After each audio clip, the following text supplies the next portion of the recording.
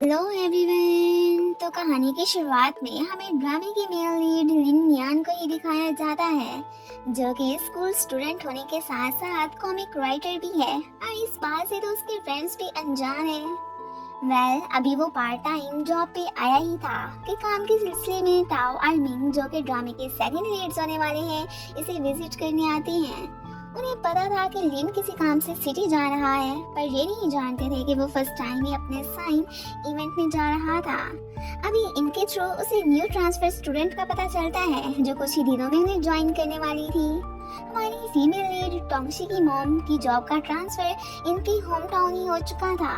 अब मजबूरी में उसे उनके साथ जाने के लिए रेडी भी होना पड़ता है।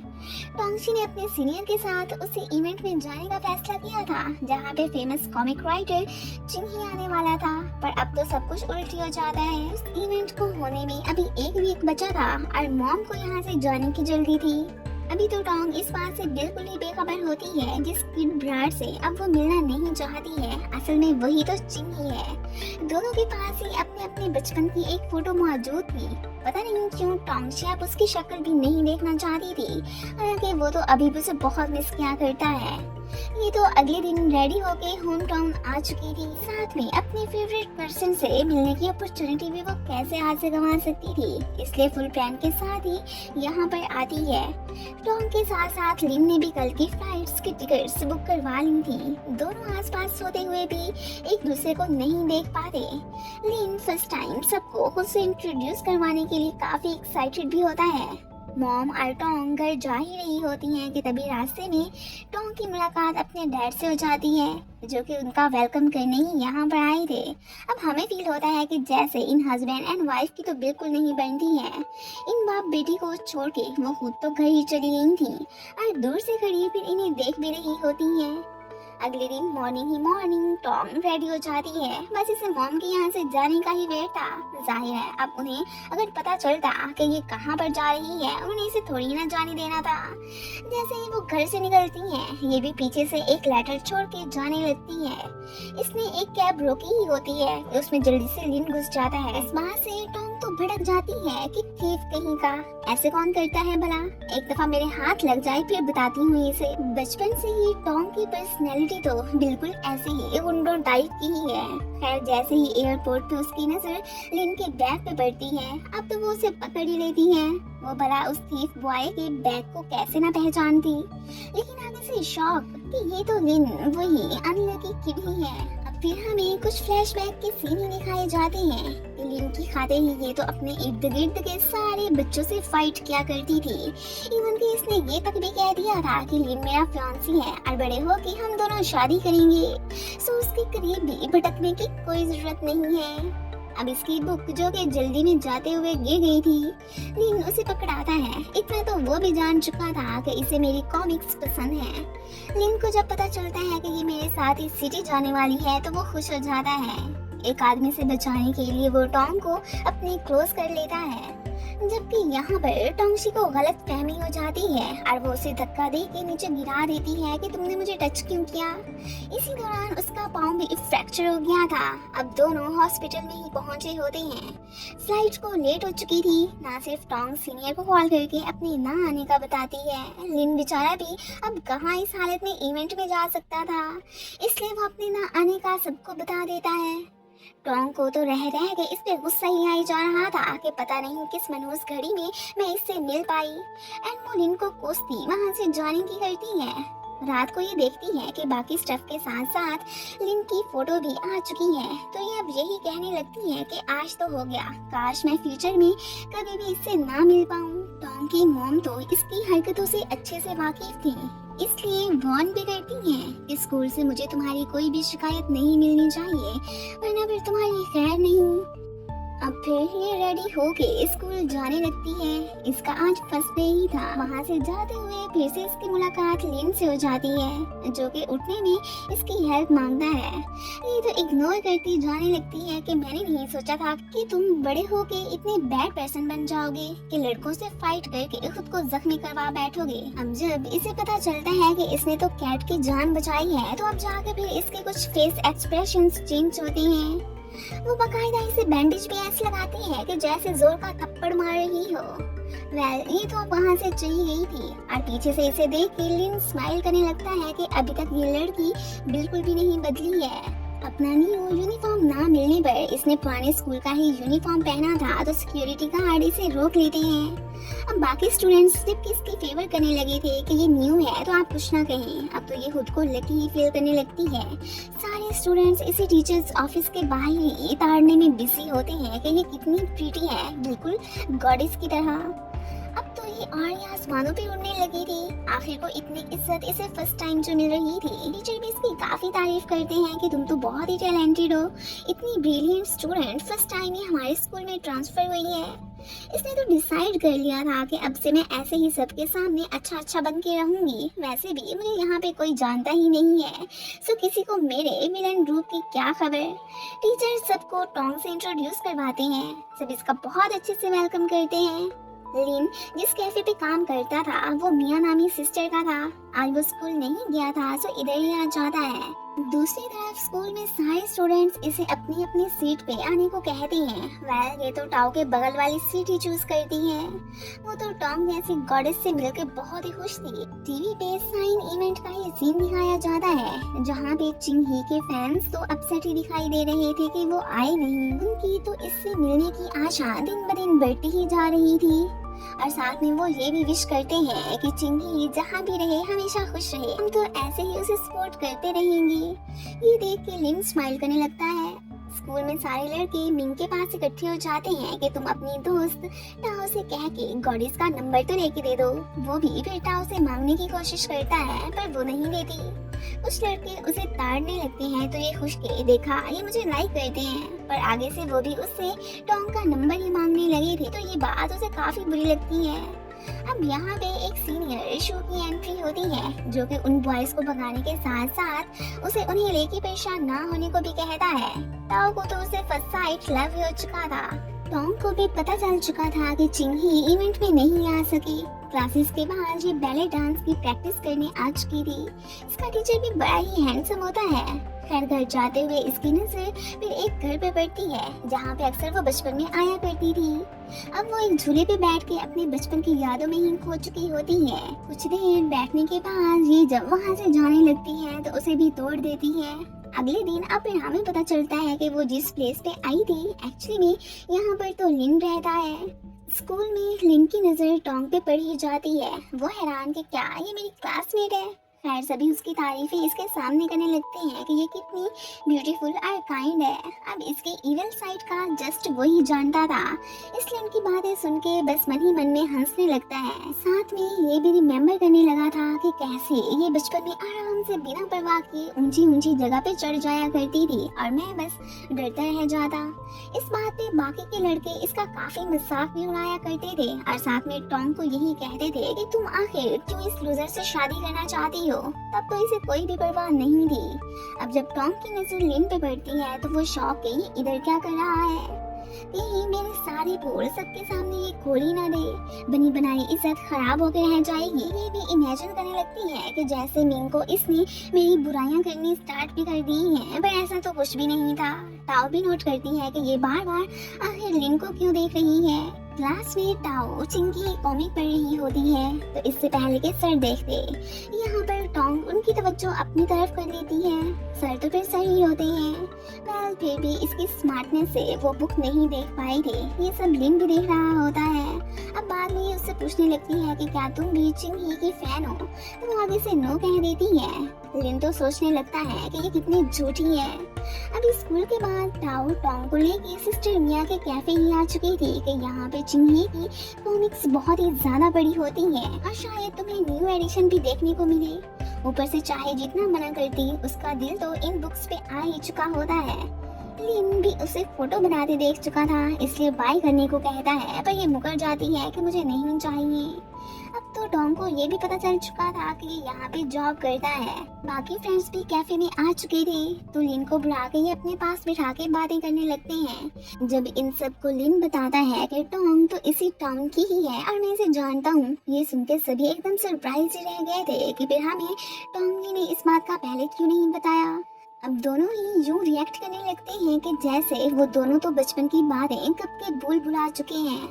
बाद में टॉम उस पर गुस्सा करने लगती है कि तुम्हें सबको ये बताने की क्या जरूरत थी कि मैं ना सिर्फ यहाँ पे पली बड़ी हूँ बल्कि तुम्हें भी जानती हूँ। खैर, जो होना था वो तो हो गया। अगले दिन स्कूल में टीचर इन्हें एक कंटेस्ट में पार्टिसिपेट करने को कहते हैं जिसमें बोर्ड को ही डेकोरेट किया जाना था। कोई भी उसमें इंटरेस्टेड नजर नहीं आ रहा होता। लिन जानता था कि इसे ड्राइंग करनी बिल्कुल नहीं आती, तो वो जानबूझ के टीचर को इसी से ही बोर्ड सजवाने की बात करता है। अब तो फिर टॉम की शक्ल देखने वाली होती है कि अब मैं क्या करूँगी, इसे क्या जरूरत थी वो सब बोलने की। बाद में दोनों की इसी बात पे बहस भी हो जाती है और वो इससे फाइट करती वहाँ से जाने की करती है। उसे रह रह के इस पे और ही ज्यादा गुस्सा आई जा रहा था। चिंगी के फैंस का एक ग्रुप बना हुआ था। घर आके ये भी उसमें मैसेज कर दिया करती है। इवन के पर्सनली भी उसे इसने बहुत सारे मैसेज सेंड किए हुए थे कि कभी तो वो मेरे सीन करेगा। आज जब वो देखती है कि चिंगी ने इसके मैसेज पढ़े हैं तो ये तो बहुत ही खुश हो जाती है। इसे क्या पता कि आगे से वो पर्सन लिन ही है जिसे ये बहुत ही हेट करती है। लिन ने तो इसका नंबर ओनली गर्लफ्रेंड के नेम से ही सेव किया हुआ था। बहुत सोचने के बाद भी टोंगशी को कोई आइडियाज नहीं आ रहे होते तो अब ये काफी अपसेट हो जाती है। सीनियर टाओ के पास आके उसे रात को अपनी बर्थडे पार्टी में इनवाइट करता है। अब भला टाओ इनकार कैसे कर सकती थी, और वो तो खुशी हो जाती है कि ये मुझे इतनी इम्पोर्टेंस दे रहा है। रात को लिन टोंग को मैसेज करके कहता है कि तुम्हें मेरी हेल्प चाहिए तो बता दो, मैं करने को रेडी हूँ। पर उसकी तो ना ही थी कि मैं खुद कर लूंगी जो भी करना है। अब हमें लिन के पास एक प्रीशियस से गिफ्ट को भी दिखाया जाता है जो कि बचपन में लिन ने खुद ही इसके लिए प्रिपेयर किया था। अभी तक लिन ने उसे संभाल के रखा हुआ था। अगले दिन बोर्ड को सुना सुना देख के सर इससे पूछने लगते हैं कि तुमने अभी तक कुछ किया क्यों नहीं। ये उन्हें इस सब के लिए परेशान ना होने को कहती है कि रात को मैं सब कुछ रेडी कर लूंगी, डोंट वरी। टाओ मिंग से गिफ्ट्स वगैरह के मशवरे मांगने लगती है कि आखिर बॉयज को क्या क्या पसंद होता है। वो सीधी तरह उसे कोई रिस्पॉन्स नहीं देता। अब ये खुद ही सोचने का डिसाइड करती है। लिन टोंग को लेकर फिक्रमंद तो था कि पता नहीं ये लड़की क्या करती है, एक तो मुझे कुछ करने भी नहीं दे रही। मिंग ने अपने मैच में टाओ को आने को कहा था पर वो नहीं आती, तो ये सैड के आखिर कहाँ चली गई वो। बाद में उसकी नजर जब टाओ पे पड़ती है तो वो उस पर गुस्सा करने लगा था कि तुम मुझे चेयर अप करने आने की बजाय इस स्टॉल पे क्या कर रही हो। फर्स्ट टाइम टाओ ने अपने बाल खुले छोड़े थे, इसलिए उसे देख के एक दफा तो मिंग खोसा ही जाता है। लड़ना तो वो बिल्कुल भूल ही चुका था। ये चाहे लाख इनकार करती फिर भी लिन रात को इसके पास पहुंच आया होता है। वो जो कि अपनी क्लासमेट से फोन पे बात कर रही थी, इसे एकदम देख के सरप्राइज रह जाती है। यहाँ पे वो गर्ल्स भी इससे पूछने लगती हैं कि इस लड़के की आवाज आ रही है, ये कौन है। ये उन्हें फिर लिन का बता देती है। टाओ भी शो के पास आ चुकी होती है, साथ में अपने हाथों से इसके लिए खाना भी बना के लाई थी, जिसे देख के बाकी सारे तो मजाक ही उड़ाने लगते हैं कि ये भी भला कोई गिफ्ट है देने के लिए। मिंग भी टाओ को फॉलो करते हुए यहीं पर ही आ चुका था। इसका दिया गिफ्ट शो ने एक्सेप्ट नहीं किया था, तो ये अब टूटे दिल के साथ फिर वहाँ से जाने लगती है। अब मिंग तो इसे रोक के ग्रिल स्क्विड लेके खुद ही खाने लगा था। साथ में इसकी हैंड पे लगी चोट देख के डांटने भी लगता है कि तुम्हें ये सब करने की क्या जरूरत थी। इस वक्त तो टाओ को वो अच्छा ही लग रहा था। अब फ्रेंड्स तो ऐसे ही होते हैं, वो तो फिर एक दूसरे को निराश कभी भी नहीं कर सकते। लिन जानबूझ के खुद को टॉम की चार्मिंग प्रिंस से कंपेयर करने लगता है, हालांकि जानता था कि वो खुद ही तो चिंगी है। वेल टॉम अब उसके सामने चिंगी की तारीफों के पुल ही बांध देती है कि उसका और तुम्हारा भला क्या मुकाबला। ये सुन के अब लिन स्माइल करने लगता है, ये हैरान कि तुम्हें क्या हो गया। अब फिर इन्हें यहाँ पे काम करते करते काफी लेट हो चुकी थी, तो इसलिए वो कंप्लीट करने के बाद दोनों ही मिलके घर जाने लगते हैं। आज तो टॉन्ग उससे काफी इम्प्रेस भी दिखाई दे रही थी। स्कूल में सबको टॉन्ग की बनाई ड्राइंग काफी पसंद आती है, उन्हें क्या खबर कि ये लिन का कमाल है। सो ये वाला कंटेस्ट तो हमारी टॉन्ग ने ही विन किया था।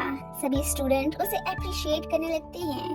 बाद में लिन एक हफ्ते के लिए इसे अपनी मेड बनने को कहता है कि आखिर को मैंने तुम्हारी इतनी मदद की, तुम्हारा भी तो मुझे रिपे करने का हक बनता है। वो तो चिढ़ जाती है कि आखिर मेड ही क्यों, कुछ और भी तो कह सकते हो ना। ये फ्रेंड्स जो कि कैफे में मिलते हैं आज टाओ को सैड देख के इस बात का उससे रीजन पूछने लगते हैं। मिंग ने इनको कल इसके साथ हुए इंसिडेंट का बता दिया था कि शू ने टाओ का दिया गिफ्ट एक्सेप्ट ही नहीं किया। अब खाने की चीज भला कौन गिफ्ट करता है। अब वो तो बेचारी काफी ज्यादा दुखी दिखाई दे रही थी, साथ में इमोशनल भी हो जाती है कि मैं आखिर टॉम की तरह परफेक्ट क्यों नहीं हूँ। अगर मैं ऐसी होती तो जरूर शो मुझे पसंद करता। अब यहाँ पर वो बेचारी इसे बताना तो चाहती थी कि कोई भी परफेक्ट नहीं होता, और वैसे भी तुम जो मुझे समझ रही हो, असल में मैं भी बिल्कुल भी ऐसी नहीं हूँ, लेकिन वो कुछ नहीं कह पाती। सिस्टर मिया ने लिन को उसकी मॉम का नया खाना दिया था कि आज वो तुम्हारा पूछने कैफे आई थी। यहाँ पे हमें फील होता है कि जैसे इन माँ बेटे में भी कोई नाराजगी चल रही है। अब वो क्या है इसका नहीं बताया गया। क्लास में लिन जानबूझ के इसे तंग करता रहता है, इवन के टोंग से ड्रिंक्स वगैरह भी मंगवाता है। वो भी फिर अपने साथ साथ बाकी सबके लिए भी लाएगी ताकि किसी को कोई शक ना हो। अब यहाँ पर मिंग चोट पे लगाने के लिए टाओ को मेडिसिन देता है, जो कि स्पेशली वो खुद ही इसके लिए बाय करके लाया था। लिन तो टोंग को अपनी बोतल का ढक्कन ओपन करने को कहता है कि मुझसे खुल नहीं पा रहा, जो कि वो उसे अपनी बोतल दे देती है। ये उसे अब लौटा नहीं आया था कि हाथ लगने की वजह से उसकी शर्ट एकदम खराब हो गई रह जाती है। अब तो फिर लिन ने टॉम को ही उसे वॉश करके देने को कह दिया था, जो कि जाहिर है उसे करना ही पड़ता है। जो मिंट का पौधा हम लिन के पास देखते हैं, बिल्कुल वैसा सा टॉम के पास भी मौजूद था। हमेशा की तरह अब भी वो चिंगी को मैसेज भी करके सोती है। बाद में टाओ इससे पूछती है कि कहीं तुम लिन को लाइक तो नहीं करती हो। ये साफ मुकर जाती है नहीं तो। अब वो रिलीफ फील करने के साथ साथ उससे बताती है कि अच्छी बात है, वरना तुम्हें नहीं पता हमारी क्लास मॉनिटर शाओ वैन तो लिन को लेके बहुत ही पॉजेसिव है, वो जो कि एक कंपटीशन की वजह से स्कूल नहीं आ सकी थी। अब फाइनली उसकी एंट्री हो ही जाती है। उसे सबसे ट्रांसफर स्टूडेंट टोंग का पता चल चुका था, इसलिए आते ही उससे हेलो हाई भी कर ही लेती है। इसके बाद सीधे वो लिन के पास ही पहुंची होती है। मिंग को भी वहां से भगा के खुद का जीता गिफ्ट वो लिन को ही दे देती है कि ये मेरे लिए प्रीशियस है, सो मैं ये तुम्हें देना चाहती हूँ। इन दोनों को साथ में देख के अब टॉम को थोड़ी थोड़ी जेलसी होने लगती है। ऊपर से चाहे वो जितना लिन से हेट करती है, लेकिन अब भला बचपन का प्यार ऐसे थोड़ी ही ना आसानी से भुलाया जा सकता है। टाओ और मिंग को तो यकीन था कि जैसे टोंग और लिन एक दूसरे को लाइक करते हैं, इसलिए वो उनके बीच कभी भी शाओ वैन को ना लाने का डिसाइड कर चुके थे। और फिर हमें दिखाया जाता है कि जब जी मॉम के साथ होम टाउन छोड़ के जा रही थी, उस वक्त टोंग लिन को गुड बाय कहना चाहती थी, पर वो ना आया। इवन के बाद में उसने लिन को बहुत सारे लव लेटर्स भी भेजे थे, पर रिस्पॉन्स ना मिलने पर उसे तो फिर उससे नफरत ही होने लगी थी कि लिन ने मेरे साथ ऐसा क्यों किया। आज तो वो फोटो भी जमीन में दबाने लगती है कि ना मैं इसे देखूंगी और ना ही मुझे बचपन की कोई याद आएगी। शाओ वैन सबको स्पोर्ट्स डे के बारे में बताने लगती है और साथ में उनसे ओपनिंग सेरेमनी को लेके आइडियाज भी मांगती है। तो मिंग टोंग को बैले डांस करने के लिए कहता है कि यही अच्छा मौका है। अब शाओ तो ये नहीं चाहती थी कि ये कोई भी परफॉर्मेंस दे, तो लिन कहता है कि ठीक है वोट करवा लेते हैं, जो जीता उसी का ही कहा माना जाएगा। सभी टोंग जी को सपोर्ट करते हैं, तो इस बात से शाओ का तो जेलिसी के मारे बुरा हाल ही हो जाता है। वो तो टोंग को सबक सिखाना चाहती थी कि आखिर ये लिन के भी इतने क्लोज क्यों हैं। इस बात का अंदाजा तो टोंग को भी अच्छे से हो ही चुका था। ताओ से उसे पता चलता है कि उसे शाओ जस्ट ट्रूथफुल ना होने की वजह से ही पसंद नहीं है, तो वो थोड़ी बहुत अपसेट हो जाती है कि जब इसे पता चलेगा कि मैं भी किसी काम में परफेक्ट नहीं हूँ जैसे कि मैंने इन्हें बताया हुआ है, तो फिर क्या होगा। ये जब सपने में शाओ और लिन को डांस करते देखती है तो शौक ही रह जाती है। खैर इस तरह उसे एक अच्छा आइडिया ही मिल चुका था। वो कल क्लास में सबको डांस परफॉर्मेंस में पार्टिसिपेट करने को कहती है। शुरुआत लिन ने की थी, तो सभी बारी बारी अपना नाम लिखवाने लगते हैं। अब तो टोंग फिर खुशी हो जाती है कि सबको शुक्र है ये आइडिया अच्छा लगा। अब टोंग को जब पता चलता है कि उसका सीनियर आजकल न्यू लड़की के साथ घूम रहा है, तो ये सुन के बहुत अपसेट हो जाती है, क्योंकि आखिर वो उसका फेवरेट जो था। इसके बाद लिन ने भी सुन ली थी। वो अब उससे क्लोज आके उसी सीनियर का पूछने लगता है। कोइंसिडेंटली शाओ की चमची भी इन दोनों को साथ में देख ही लेती है। अब बाद में जब डाउन नोट करती है कि ये आज बहुत ही ब्लश कर रही है, तो इससे पूछने लगती है कि तुम्हें क्या हो गया, तो ये आगे से कुछ नहीं बताती। चमची ने सारी बात शाओ को बता ही दी होती है। वो भी डांस में पार्टिसिपेट करने का सोचती है कि मैं भला इन दोनों को साथ में कैसे छोड़ सकती हूँ। ये खुद से बहुत इजी वे में सिखाने की ट्राई करती है, बट शाओ तो फिर जानबूझ के इसके काम में टांग अड़ाने की कोशिश करने लगती है। ऊपर से यहाँ पे उसे इस पे गुस्सा इस बात पे भी आ रहा था कि जिसकी वजह से मैंने यहाँ पे पार्टिसिपेट किया है वही नहीं है। लिन की इंजरी की वजह से तो इसने उसे रखा ही नहीं था। अब टॉम की मुलाकात जब डैड से होती है, तो वो अपनी सारी प्रॉब्लम्स उनसे शेयर करती है। वो भी फिर अपनी बेटी को तसल्लियां ही देने लगे थे। मॉम तो वैसे भी इस बात से ज्यादा ही चिढ़ती है कि ये डैड के साथ बहुत सारा टाइम बिता के आती है। अगले दिन जानबूझ के शाओ ने अपने पार्टनर को पाँव मार दिया था कि अच्छा ही है ये जाए यहाँ से। वो बेचारा भी आखिरकार चला ही जाता है, इतनी पेन कहाँ बर्दाश्त कर सकता था। अब ये सारा सीन जो कि टोंग देख चुकी थी काफी अपसेट हो जाती है कि अब क्या होगा। अब यहाँ पर जो कि शाओ चाहती थी वही तो हुआ था।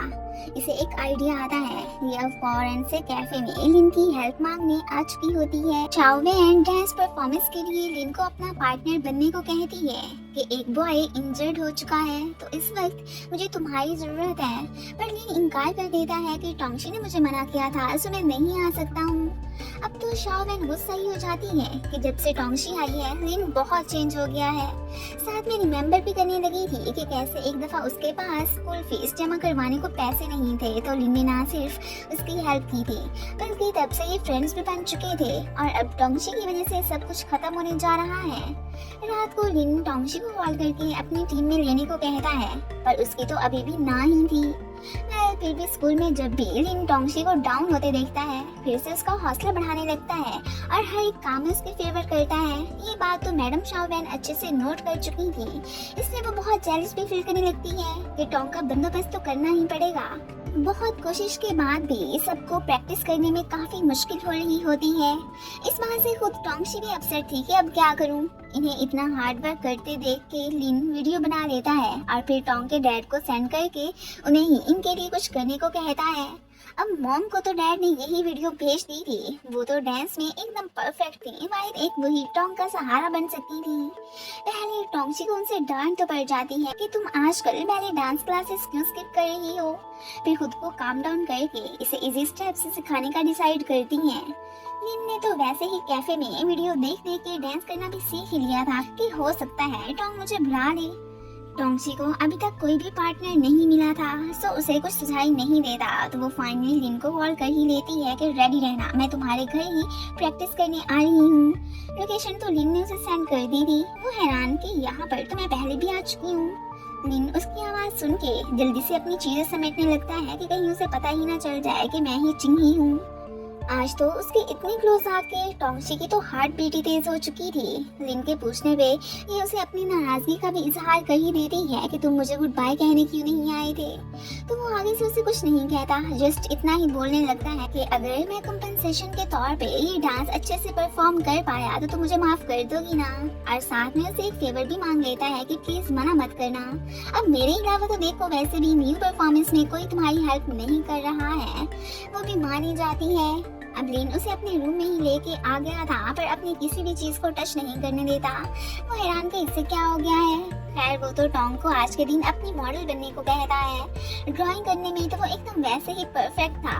टोंगशी की तो बैठे बैठे आंखें लग जाती है। ये देख के लिन फिर टोंग के क्लोज ही आके उसके हेयर से सेट करने लगता है कि इतने में उसकी आंख खुल जाती है। कॉल आने की वजह से दोनों साइड पे ही हो गए थे। अब टोंगशी एक्सक्यूज करती वहाँ से चली जाती है क्योंकि उसे बैले क्लास में जाना था।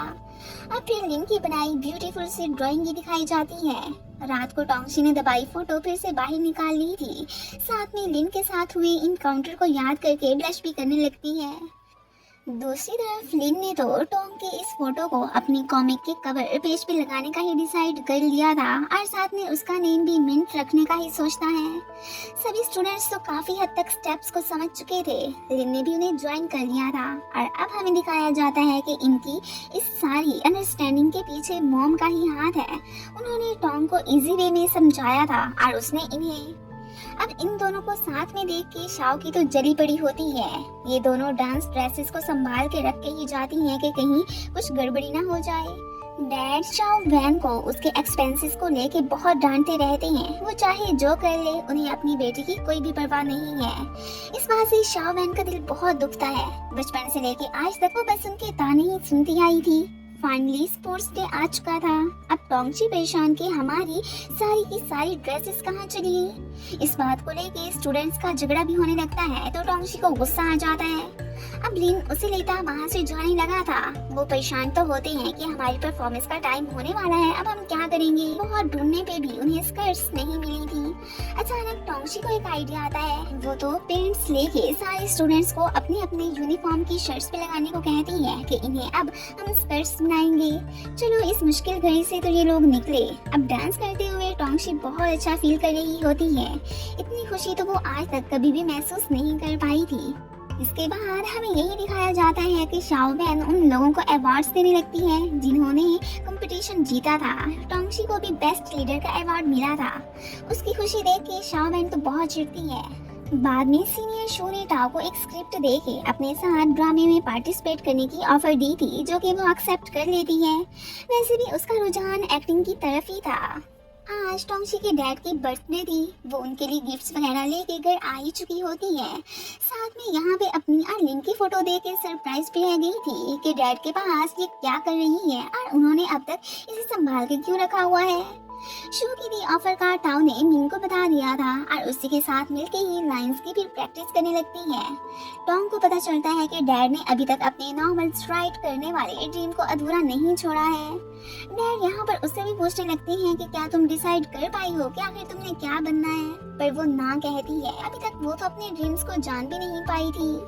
अपने जोश और जज्बे की खातिर हालांकि डैड को बहुत कुर्बानियां देनी पड़ी थी, लेकिन फिर भी आज तक वो उसी चीज में ही मगन थे जिनमें उन्हें ज्यादा इंटरेस्ट था और सुकून मिलता था। इस बात से तो टोंगशी अपने डैड से काफी ज्यादा इम्प्रेस होती है। अब तो लिन की भी यहाँ पे एंट्री हो चुकी थी। अब यहाँ पे टोंगशी हैरान कि आखिर इसकी और मेरे डैड की इतनी गहरी बॉन्डिंग कैसे हो गई। दाल में कुछ ना कुछ तो काला जरूर है और ये दोनों ही मुझसे कुछ छुपाने की कोशिश भी कर रहे हैं। इसका मैं पता चला के ही रहूंगी। अब उसे डैड बताते हैं कि जिस दिन तुम यहाँ से गई थी थोड़ी देर के बाद लिन तुम्हारा पूछने इधर आया था। उसके बाद से ही फिर हम साथ में टाइम स्पेंड करने लगे और वो अपने पुराने घर से हमारे पड़ोस से शिफ्ट हो गया। अब इसे समझ आने लगती है कि अच्छा तो इसी वजह से वो लेटर्स ये पढ़ नहीं पाया, क्योंकि वो तो घर से ही जा चुका था। और अब उसकी लिन के साथ नाराजगी भी खत्म ही हो जाती है कि चलो ये बाद में मुझे गुड बाय कहने आया तो था। इन्हें देख के डैड फोटो बना लेते हैं। अब तो अच्छा सा नॉवल राइट करने का उन्हें आइडिया जो मिल चुका था।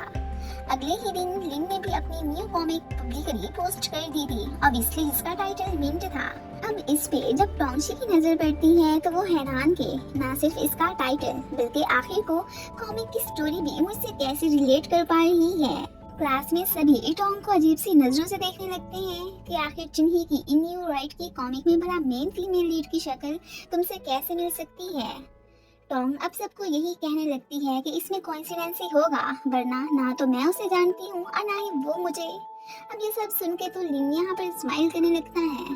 बाद में टाओ से उसे मिस्टीरियस लेटर्स के बारे में भी पता चलता है कि इन दिनों वो हम अपने जिस फेवरेट पर्सन को भी लिखेंगे उनसे 100 ना सही बट 90% तो चांस है रिप्लाई मिलने का। वो इससे यही पूछती है कि तुमने किसे सेंड करना है। तो अब टोंग झूठ बोल देती है कि भला मुझे क्या जरूरत लिखने की, मेरा तो कोई है ही नहीं जिसे मैं ये भेजूं। लेकिन फिर बाद में हमें यही दिखाया जाता है कि वो चुपके चुपके कलरफुल पेपर्स लेने स्टोर पे पहुंच चुकी थी। अब उस पे तो इधर लिन की भी नजर पड़ ही चुकी थी। दूसरी तरफ कैफे में टाओ तो सीनियर शू को लेटर लिखने में बिजी होती है। मिंग को इन सुपरस्टिशियस बातों पे बिल्कुल भी यकीन नहीं था, इसलिए वो उसका काफी मजाक भी उड़ाता है। पर टाओ भी तो किसी भी बात का कोई असर नहीं था। इसे तो टाओ ने जस्ट 1 पर्सन का ही नेम राइट करने को बोला था। वो थोड़ी सी कंफ्यूज होती है कि आखिर ये मैं सीनियर वेजी को लिखूं या किंगजी को। फाइनली सीनियर को ये सेंड करने का डिसाइड कर लेती है, पर क्या फायदा, गलती से ये तो फिर मॉम के हाथों ही चढ़ गया था। क्लास में शाओवैन कलरफुल पेजेस लेके लिन के पास पहुंची हुई थी कि ये मैंने तुम्हारे लिए ये बाय किए हैं। वो तो यही सोच रही थी कि लिन मुझे ही लेटर लिख के भेजेगा। ये देख के टोंग थोड़ा सा जेलस सा फील करने लगती है कि इसे उससे ये लेने की क्या जरूरत थी। लिन सबकी बुक से संभाल ही रहा था कि अचानक गिर जाती है और इसी दौरान वो गलती से टाओ का लेटर मिंग की बुक में रख देता है। ये मॉम की बातें सोच सोच के परेशान हो रही थी कि कैसे उसे सुबह मॉम से डांट पड़ गई थी। इवन कि उन्होंने इसे ये भी कहा था कि मेरी तुम्हारी टीचर से मीटिंग है, अगर मुझे कुछ गड़बड़ी का पता चला ना तो फिर तुम्हारी खैर नहीं।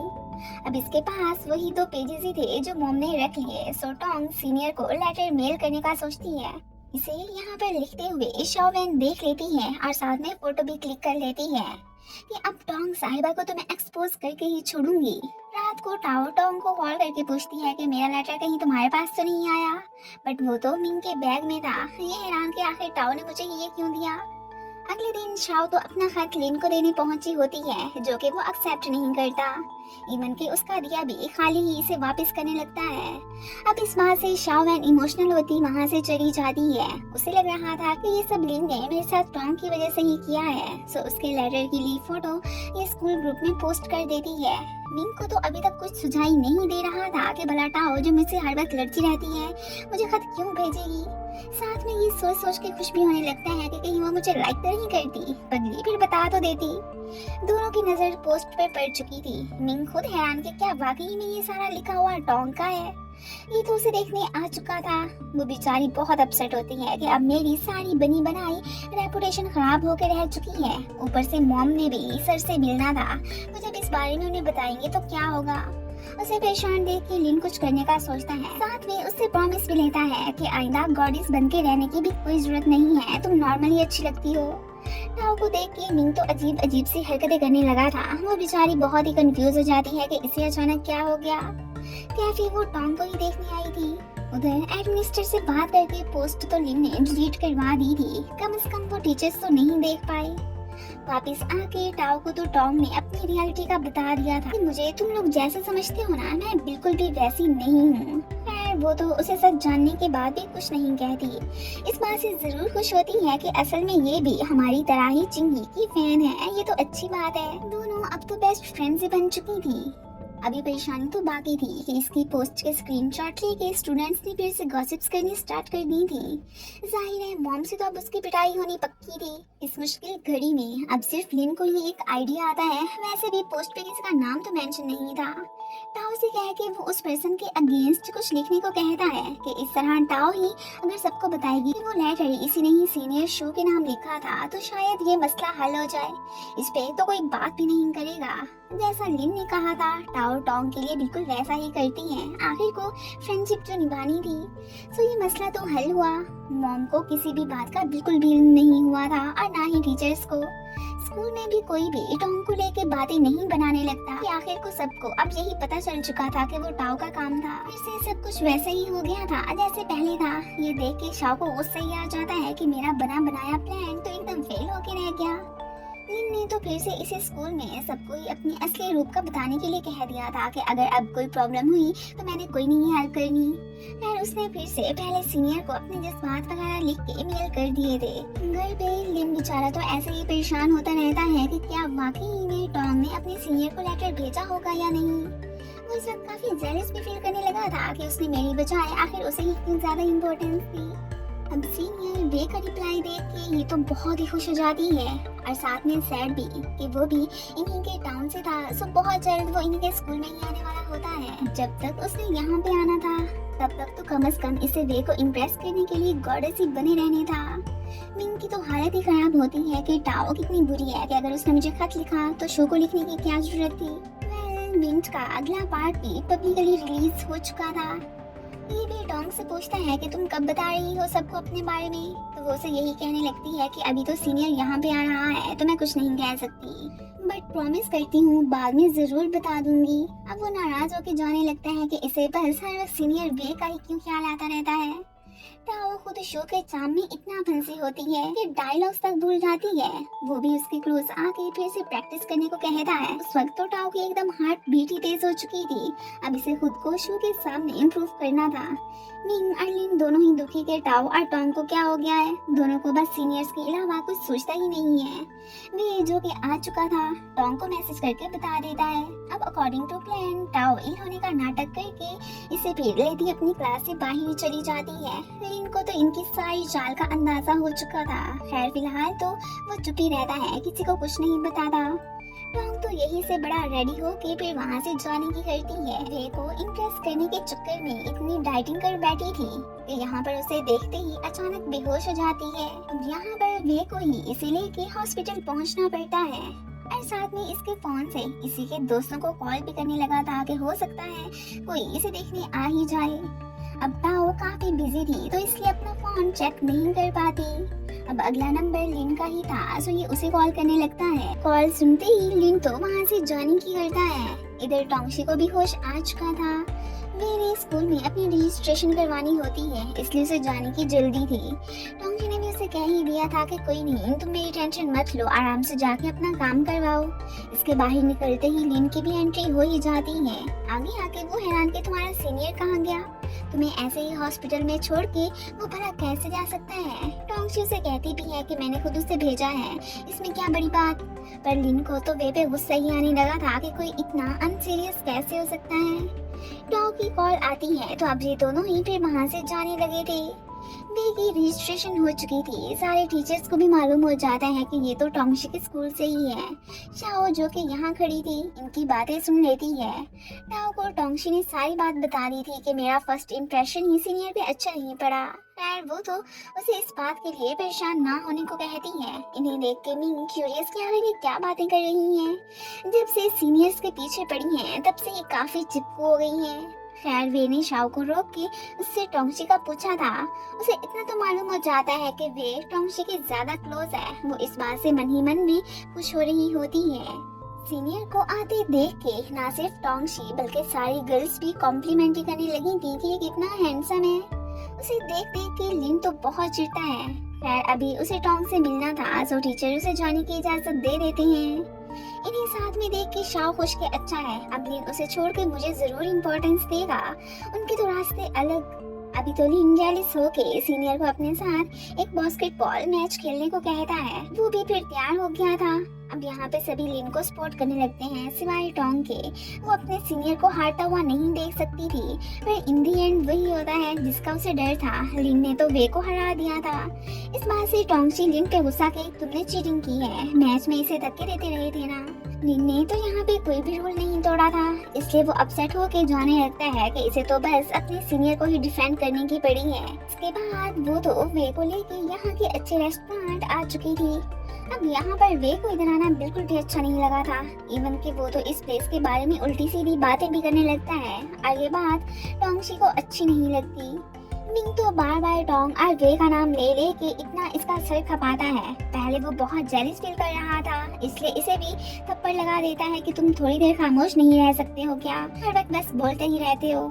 टाओ को प्रैक्टिस करते देख के यहाँ पे बाकी गर्ल्स हंसने लगती हैं। इवन के शू को भी उसमें कोई भी टैलेंट नजर नहीं आ रहा था, इसलिए अभी के लिए वो टाओ को रेस्ट करने का कह देता है। शाओ को खुश देख के मॉम हैरान कि तुम्हें आज क्या हो गया। वो अब आगे से उन्हें इतना ही कहती है कि मेरी दोस्त का फेवरेट पर्सन टाउन आ चुका है, मुझे बस उन्हीं दोनों के लिए खुशी हो रही है और कोई बात नहीं। इधर ये वे की बातें सुन सुन के काफी उकताई बैठी होती है कि मैंने जैसा सोचा था सीनियर तो बिल्कुल भी वैसा नहीं है, इसके ख्याल तो बहुत ही डिफरेंट है। अभी टीवी पे यही सुनते हैं कि मे बी चंद सालों में ब्लू टीयर्स हमें देखने को ना मिल सके। यहाँ के लोग एक फेरी टेल पे बहुत बिलीव करते हैं, तो समुद्र की ये अनोखी कहानी वो तो फिर वे को भी सुनाती है और साथ में उसे अपने साथ कल बीच पे चलने को बोलती है कि मैं तुम्हें एक मिरेकल दिखाना चाहती हूँ। वो भी मान ही गया था। रात को टाओ से बात करके टोंगशी ने वे को लेके अपने जज्बात इससे शेयर कर ही लिए थे कि पता नहीं क्यों मैं वे को सही से समझ नहीं पा रही हूँ। खैर साथ में उसे लेके गिव अप तो बिल्कुल भी नहीं करने वाली थी। खैर साथ में कल उसके साथ समुद्र किनारे जाने की भी बात वो उससे शेयर कर ही लेती है। आज तो लिन मिन जो कि चिंगी भी है टोंगशी को मैसेज का रिप्लाई भी करता है। वो बहुत खुश हो जाती है कि क्या वाकई में चिंगी मुझसे चैटिंग कर रहा है। इससे बात करके लिन तो बहुत ही खुश दिखाई देने लगता है। अगले दिन क्लास में जब ये दोनों बातें कर रही होती हैं तो चुपके चुपके शाओ वैन भी सुन लेती है। उसे इतना तो पता चल चुका था कि टोंगशी आज सीनियर के साथ ब्लू टीयर्स देखने जा रही है, इसलिए वो उसके पास आके कांग्रेट्स भी कहने लगती है कि अपना टाइम वे के साथ अच्छे से स्पेंड करना। अब ये हैरान कि इससे क्या हो गया। मॉम को तो वो ये झूठ बोल के घर से निकलती है कि मैं डैड से मिलने जा रही हूँ और बिना कोई उनका आंसर लिए भाग जाती है। दिन के दिन में जगह बनाने शाओ तो कैफे पहुंच आई थी। ये बीच पे वे को ना देख के परेशान के कहीं मैं लेट तो नहीं हो गई, पर वो कॉल करके इसे बताता है कि मैं वापस घर जा रहा हूँ, एक इमरजेंसी हो गई है। ये तो नहीं चाहती थी कि सीनियर यहाँ से जाए, पर एक अर्जेंट मैटर की वजह से उसे जाना तो था ही सही। अब सीनियर से पूछने पे इसे ये भी पता चल जाता है कि वो तो ओल्ड टोंग की निस्बत अब वाली गॉडेस टोंगशी से ज्यादा इम्प्रेस हुआ है। इधर शाओ ने टोंग और वे के बीच पे जाने वाली बात इनको बता दी थी। वो तो फिर वही जाने का डिसाइड करता है। इधर ये सैड के हालांकि अब मैं सीनियर के दिल में जगह भी बना पाई हूँ, फिर भी मुझे आखिर खुशी क्यों नहीं हो रही है। इसे तो फिर लिन भी यहाँ पे देख ही चुका था। अब वो इसे देख के हैरान कि तुम इधर क्या कर रही हो। दूसरी तरफ टाओ भी शू के साथ आउटिंग पे जाना चाहती थी, पर उसने तो मना कर दिया था कि मैंने क्लासेस ज्वाइन करनी है। तो इस बात से ये सैड हो जाती है। पर जब ये शू को किसी और लड़की के साथ देखती है तो शॉक ही रह जाती है कि इसका मतलब सीनियर ने बिजी होने का मुझसे झूठ बोला था। वे के लिए इसने खुद को चेंज किया था, तो लिन बस उसे यही मशवरा देता है कि तुम जैसी हो वही ठीक हो, दूसरों की बजाय पहले खुद से तो लव करो। दोनों की नोक-झोंक भी यहाँ पे चलती ही रहती है। अब यहाँ पे ब्लू टेयर्स देख के ये तो सरप्राइज रह जाती है कि क्या वाकई में मिरेकल्स होते हैं, मुझे नहीं पता था। अब लिन और वो दोनों मिलकर ही यहाँ पे खूब मस्तियाँ करने लगते हैं। अब चलो सीनियर के साथ ना सही, इसके साथ तो वो अच्छा टाइम स्पेंड करती है। खैर फिर भी उसके दिल में सीनियर के लिए खाली जगह तो मौजूद ही थी कि काश आज के दिन मैं ये सारे ब्यूटीफुल लम्हात उसी के साथ ही बिता पाती। क्लासमेट्स जो कि कैंपिंग करने आए थे वो तो इन्हें साथ में देख के फोटोज भी बनाने लगते हैं। शाओ की फ्रेंड ने इनकी पिक्स उसे भी सेंड कर दी थी, जिन्हें देख के वो बहुत गुस्सा हो जाती है कि मैंने क्या सोचा था और ये क्या हो गया। मिंग टाओ को तसल्लियां देने में मसरूफ होता है, साथ में लेटर वाली बात भी इसे बता ही देता है कि अगर तुम मुझे लाइक करती थी तो पहले क्यों नहीं बताया। वो हैरान कि ये तुम कैसी बातें कर रहे हो, वो तो मैंने शू को सेंड किया था, तुम्हारे पास कैसे पहुंच आया। और फिर उसे कोसती वहां जाने की करती है। आज उसने जो भी किया था वो सारी बातें जिन्ही को बता देती है। अब जाहिर है आगे तो लिन ही था, तो वो टोंग से पूछने लगता है कि क्या तुम्हें अपने ओल्ड फ्रेंड लिन से लव तो नहीं हो गया। जो कुछ तुमने मुझे बताया है उससे साफ लग रहा है कि ना सिर्फ वो बल्कि तुम भी उसे लाइक करने लगी हो। अभी आगे से जस्ट इतना ही ट्राई करती है कि नहीं हम तो बेस्ट फ्रेंड्स ही हैं और कुछ नहीं। जिंदगी से बात करके वो बहुत हल्का फुल्का महसूस करने लगती है। अगले दिन तो टोंगशी काफी इनर्जेटिक भी दिखाई दे रही थी कि फाइनली खुद को एक्सपोज करने का वक्त आ चुका है। सभी उसके इस बदलते बिहेवियर से काफी सरप्राइज होते हैं। आज का दिन तो इनकी क्लास के लिए बहुत ही स्पेशल था। डायरेक्टर के सामने ही ये प्रेजेंटेशन जो देने वाली थी, टीचर भी एक्साइटेड थे, आई होप कुछ गड़बड़ी ना हो। जब मॉनिटर शाओ को फिशरमैन की ड्राइंग बनाने के लिए कहा जाता है तो वो अपनी जगह टोंगशी को ही रेकमेंड करती है कि लास्ट टाइम इसने रिवार्ड भी तो विन किया था ना, सो आज यही बनाए। आखिर को ये ड्राइंग बनाने में एकदम परफेक्ट जो है, उसकी जगह लिन बनाने के लिए कहता है, पर टीचर नहीं मानते कि वो तो टोंगशी ही बनाएगी। आज तो सब उसकी बच्चों वाली ड्राइंग देख के हैरान कि टोंगशी को क्या हो गया है। डायरेक्टर से सर को काफी डांट भी पड़ चुकी थी। टोंगशी तो इमोशनली हो जाती है एंड उनसे अपोलोजाइज करने लगती है। साथ में उसने टीचर को ये भी बता दिया था कि लास्ट टाइम वो ड्राइंग मैंने नहीं बनाई थी बल्कि किसी और ने बनाई थी। इधर क्लास में शाओ ने सबको टोंगशी के खिलाफ भड़का ही दिया था कि उसने ये सब जानबूझ के ही किया होना है। लिन, मिंग और टाओ उसकी साइड लेने की कोशिश तो करते हैं, पर सबको उन पे बिल्कुल ही यकीन नहीं आ रहा होता। इनकी इसी बहस के दौरान टीचर भी ऊपर से आ जाते हैं एंड इसी के साथ ही ये पार्ट खत्म हो जाता है। Thanks for